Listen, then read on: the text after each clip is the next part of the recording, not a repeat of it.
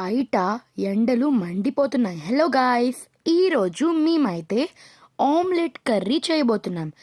So దాని process అయితే చూసేద్దామా. ఫస్ట్ మీరనేది ఉల్లిపాయల్ని కట్ చేసుకొని ఒక బౌల్లోకి వేసుకోవాలన్నమాట. సో ఉల్లిపాయలు పెద్దగా ఉండకూడదు, అలాగని చిన్నగా ఉండకూడదు, మీడియం సైజులో ఉండాలి. తర్వాత టమాటోస్ కూడా సేమ్ అదే సైజులో మరియు ఒక సపరేట్ బౌల్లోకి అయితే తీసుకోవాలి. రెండు ఒకే బౌల్లో తీసుకోకూడదు, ఎందుకంటే ఉల్లిపాయ మరియు టమాటో మిక్స్ చేస్తే వేరే ఫ్లేవర్ అయితే వస్తుంది.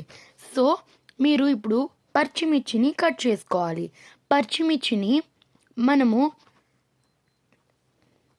ఇదోండి ఉల్లిపాయల్లోకి వేసుకోవాలి. గ్యాస్ ముట్టించి పెనంని వేడిక్కించాలి. తర్వాత వేడిక్కించిన తర్వాత దాంట్లోకి ఆయిల్ వేసుకొని దాన్ని కాస్త వేడైన తర్వాత దాంట్లోకి జీలకర్ర మరియు పచ్చిమిర్చి, తర్వాత కాసేపు మగ్గిన తర్వాత దాంట్లోకి ఉల్లిపాయలు వేసుకొని బాగా కలపండి, అంటే ఫ్రై చేసుకోండి.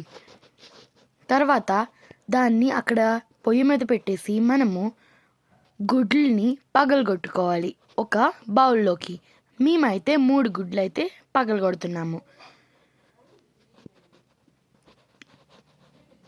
సో ఆ 3 గుడ్లు కూడా ఇప్పుడు ఒక పక్కకు వదిలేసి దాంట్లోకి మనం ముందుగానే ఫ్రై చేసుకున్న దాంట్లోకి మనమైతే టమాటోస్ని వేసుకొని దాంతోపాటు బాగా అనేది వేగించాలి.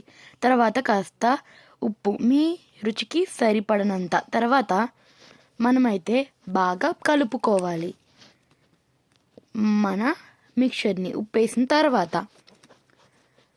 మరియు అదేమో ఇలాంటి కలర్లోకి వచ్చినప్పుడు మీరైతే ఉండాలి.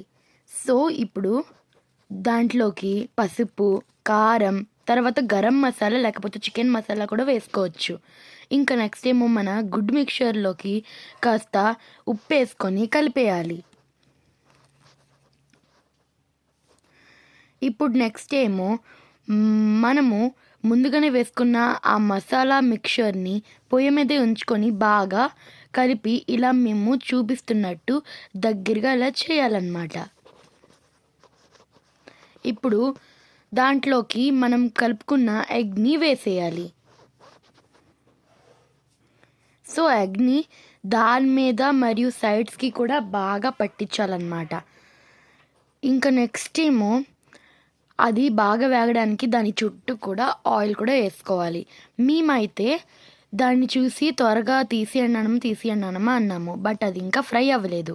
మధ్యలోకి ఇంకా ఫ్రై అవ్వలేదు. మా నాన్నమ్మ ఎంత